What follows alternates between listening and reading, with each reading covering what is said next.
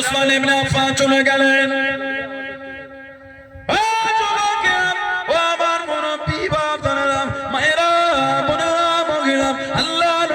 সামনে চলে গেলেন, আল্লাহ নবীর কাছেতে দাঁড়িয়ে গেলেন। আসসালামু আলাইকুম ইয়া রাসূলুল্লাহ হাবিবাল্লাহ।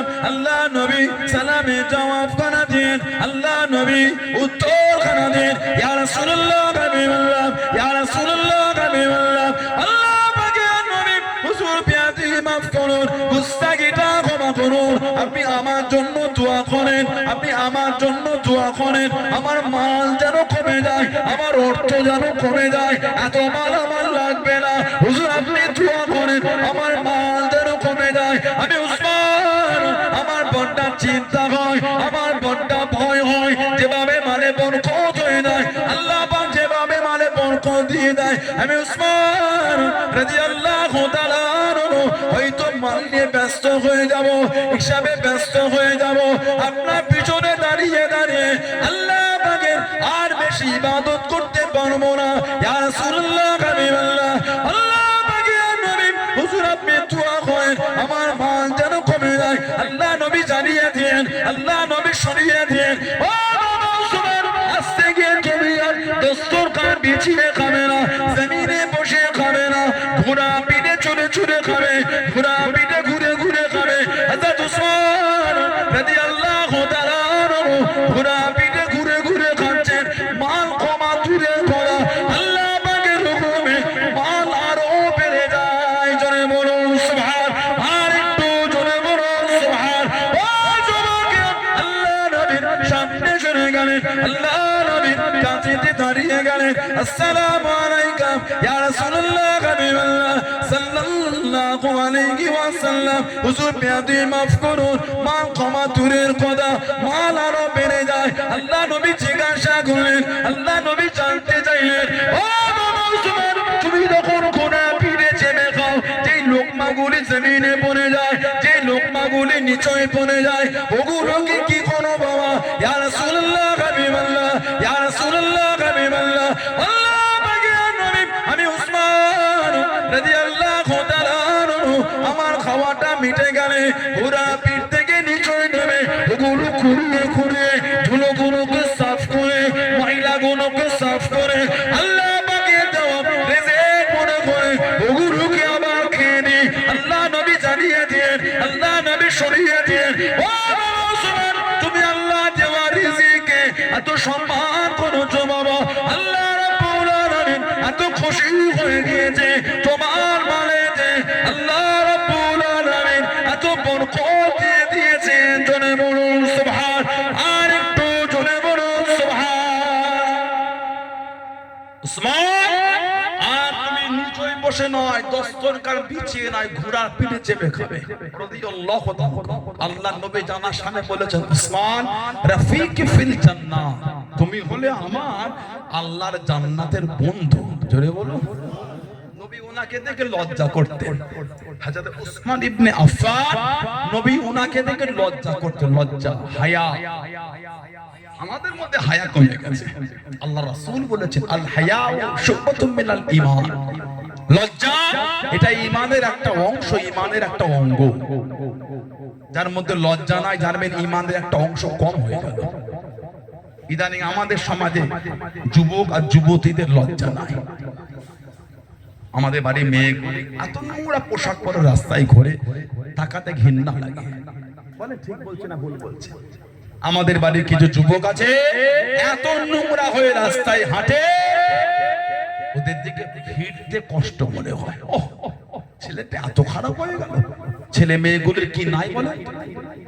বলে লজ্জা নাই। লজ্জা একটা বিরাট ব্যাপার। আল্লাহ রাসূল বলেছেন, তোমরা আমাকে দুটো জিনিসের গ্যারান্টি দাও, আমি রাসূল তোমাদের জান্নাতে জিম্মাদার হয়ে যাচ্ছি। মাত্র দুটো। এক নম্বর, তোমরা আমাকে তোমার জবানের গ্যারান্টি দাও। জবান এমন একটা জিনিস, এই জবানে যদি কেউ লাগাম লাগাতে পারে সে সব থেকে দূরে চলে যাবে।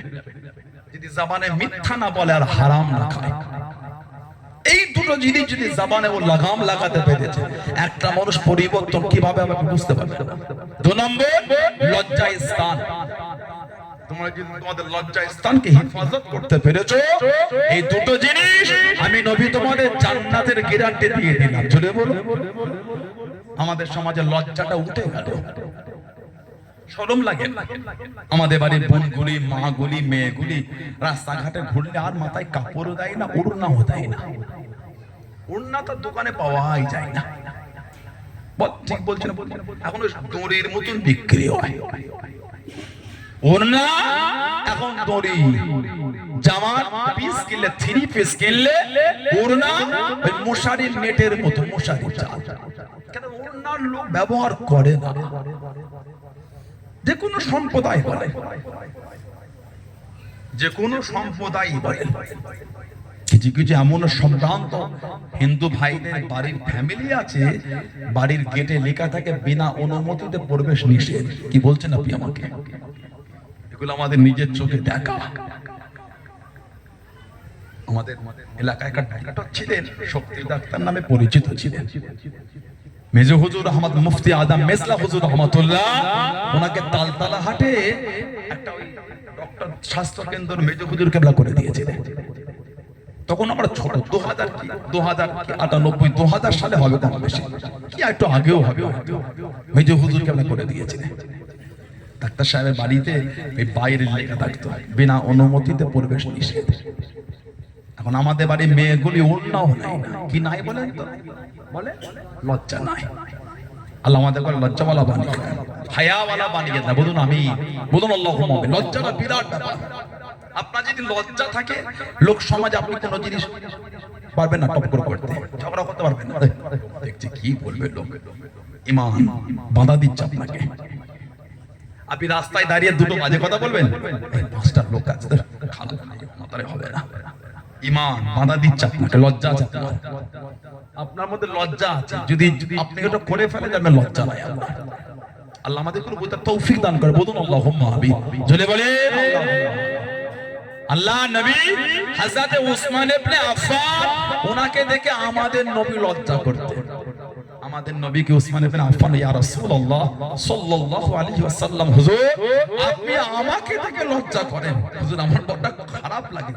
আমার নবী হেসে হেসে বললেন, উসমান, যাকে দেখে আল্লাহর ফেরেশতারা লজ্জা করে, তাকে দেখে কি আমি নবী লজ্জা করব না? উসমান, তোমাকে দেখে আল্লাহর ফেরেশতারাও লজ্জা করে। জোরে বলুন না সুবহানাল্লাহ। নবী ওনাকে বলেছিলেন দস্তরখান পিছিয়ে আর খাবে না, ঘোড়ার পিঠে চেপে খাবে। তাই খাচ্ছে, কিন্তু মাল কমছে না, মাল আরো বেড়েই যাচ্ছে। নবীকে সে বলে, হুজুর কি আমল দিলে, মাল কমার জন্য দোয়া চাইলে মাল তো বেড়েই যাচ্ছে। আমার নবী হেসে হেসে জিজ্ঞাসা, উসমান, যেগুলো নিচই পড়ে যায় ওগুলো কি করো? হুজুর ওগুলো ঘোড়া থেকে নেমে খাওয়া মিটে গেলে কুড়িয়ে কুড়িয়ে ধুলো ময়লাগুলি সাফ করে আল্লাহ পাকের দেওয়া রিজিক মনে করে ওগুলোকে আবার খেয়ে নিই। আমাদের নবী বলেছিলেন, উসমান রাদিয়াল্লাহু আনহু, তুমি আল্লাহর দেওয়া রিজিক এত সম্মান করেছো বলে আল্লাহ খুশি হয়ে তোমার মালে আমার আল্লাহ তো বরকত দিয়ে দিয়েছেন। বললেন আলহামদুলিল্লাহ। জ্ঞান হওয়া থেকে নিয়ে মরণের আগে পর্যন্ত যা প্রয়োজন একটা মানুষের, যদি শরীয়তকে প্রাধান্য দিয়ে করে, সবটাই আমল। বলো সুবহানাল্লাহ। আল্লাহ আমাদের সৃষ্টি করেছেন আমলের জন্য, তাই ফেরেশতারা কিন্তু মানা করেছিলেন। কোরআন শরীফ প্রথম পারা সূরা বাকারা 2 নম্বর সূরা 30 নম্বর আয়াতে এসেছে। ফেরেশতারা বলেছিলেন, ক্বালু আতাজআলু ফিহা মা ইফসিদু ফিহা ওয়া ইশফাকু দিমা ওয়া নাহনু নুসাব্বিহু বিহামদিকা ওয়া নুকদ্দিসু লাক, ক্বালা ইন্নী আ'লামু মা লা তা'লামুন। আল্লাহ মানুষ তৈরি করবে, অশান্তি করবে, ঝগড়া করবে। ওয়া ইশফাকু দিমা, দিমাউন মানে খুন, রক্ত। আল্লাহ ওরা নিজেদের মধ্যে রক্ত বহাবে। যদি আপনি হুকুম করে আমরা বেশি বেশি আমল করব। আল্লাহ পাক ফেরেশতাদের বলেছিলেন, ক্বালা ইয়ানি ক্বালা আল্লাহু তাআলা ইন্নী আ'লামু মা লা তা'লামুন। ও আমার ফেরেশতারা, আমি আল্লাহ যা জানি তোমরা তা জানো না। আল্লাহ সেই মানুষকে আশরাফুল মাখলুকাত করে দিলেন। জোরে বলো আল্লাহ সৃষ্টির সেরা করলেন মানুষ। কোরআন শরীফ সূরা 3 এর মধ্যে আল্লাহ জিকির করেছেন, লাকাদ খালাকনাল ইনসানা ফি আহসানি তাকওয়িম। সুবহানাল্লাহ বললেন আলহামদুলিল্লাহ। ওয়াতিন ওয়াযাইতুন ওয়া তুর সিনিন ওয়া হাযাল বালাদিল আমিন, লাকাদ খালাকনাল ইনসানা ফি আহসানি তাকওয়িম। আল্লাহ মানুষকে উত্তম রূপে সৃষ্টি করেছেন। জোরে বলবেন না মানুষের ইজ্জত আল্লাহ তো দিয়েছেন, মানুষের সম্মান আল্লাহ তো দিয়েছেন। কোরআন শরীফ সূরা হাশর আল্লাহ জিকির করেছেন, লাউ আনজালনা হাযাল কুরআনা আলা জাবালিন লারাআইতাহু খাশিআম মুতাসাদ্দিআম মিন খাশিয়াতিল্লাহ। যদি আমি আল্লাহ পাক এই কোরআনকে আলা জাবাল আলামার উপর আমি আল্লাহ লাউ আনজালনা, যদি আমি আল্লাহ ইয়াকে নাযিল করতাম আলা জাবালিন পাহাড়ের উপরে, খাশিআম মুতাসাদ্দিআম মিন খাশিয়াতিল্লাহ, আমি আল্লাহ আমার ভয়ে পাহাড় চূর্ণ বিচূর্ণ ধুলো হয়ে যেত। সেই কোরআন শরীফ আল্লাহ আমাদের নবী পাকের উপরে নাযিল করেছে। জোরে বলুন। 23টা বছর ধরে জিবরাইল আলাইহিস সালাম আমাদের নবী পাকের কাছে 24,000 বার এসেছে। জোরে বলবেন। মানুষের এত ইজ্জত কারণ আল্লাহ আমাদের নবীকে মানুষের মধ্যেই পাঠিয়েছেন। মানুষের এত ইজ্জত কেন? সরকারে দো আলামের জন্য, সরকারে দো আলামের জন্য আল্লাহ পাক কোরআন শরীফে নবীর মাকাম আলা করেছে। তবে মানুষের জায়গা আল্লাহ দুটোর মধ্যে একটা করেছে, আমাদের তিনটে কোনো জায়গা নাই, দুটো জায়গা। হয় কেউ জান্নাতে যাবে, না হলে আসহাবুল ইয়ামিন বা আসহাবুল শিমাল, কেউ জান্নাতি বা কেউ জাহান্নামী, মধ্যখানে কোনো জায়গা নাই। আল্লাহ পাক কোরআন শরীফ সূরা হাশরে জিকির করেছেন, লা ইয়াস্তাবি আসহাবুন নারি ওয়া আসহাবুল জান্নাহ, লা ইয়াস্তাবি আসহাবুন নারি ওয়া আসহাবুল জান্নাহ। জান্নাত আর জাহান্নামের অধিবাসীরা এক না। তারপরেই আল্লাহ পাক বলেছেন আসহাবুল জান্নাতি হুমুল ফাইজুন, জান্নাতের অধিবাসীরা তারাই হলেন সুফল, তারাই হলেন কিসমতওয়ালা, তারাই হলেন ভাগ্যওয়ালা। জোরে বলো। আল্লাহ আমাদের জান্নাতি হিসাবে কবুল করেন না, বলুন আমিন। জোরে বলেন আল্লাহুম্মা আমিন। মনটা ভালো করে আল্লাহ নবী দ্বীনের দাওয়াত, দ্বীনের খেদমত শুরু করে দিলেন। নবী পাক দ্বীনের প্রচার করছেন, কাফেররা আমার নবীকে চতুর্দিক থেকে বাধা দিয়েও পাচ্ছে না। কাফেররা বিরক্ত হয়ে সাহাবাদের বলতো, তোদের নবী যদি সত্যি নবী হয় একটু বল না, তোদের নবী যেন আল্লাহকে বলে, আল্লাহ যেন আমাদের উপর গজব দেয়। কত বড় কাফের দেখেছে। কাফেররা যখন সাহাবাদের এটা বলতো, আল্লাহ পাক কোরআন শরীফের আয়াত নাযিল করে দিলেন। এই আয়াতের শানে নাযিলই হচ্ছে এটা কোরআন শরীফ সূরা আনফাল 33 নম্বর আয়াত, ওয়ামাকাল্লাহু লিয়াযযিবাকুম ওয়া আনতা ফীহিম। হাবিব, যেখানে আপনি থাকবেন আপনার খাতিরে আমি আল্লাহ ওইখানেতে গজবই দেব না। বলা গেল না।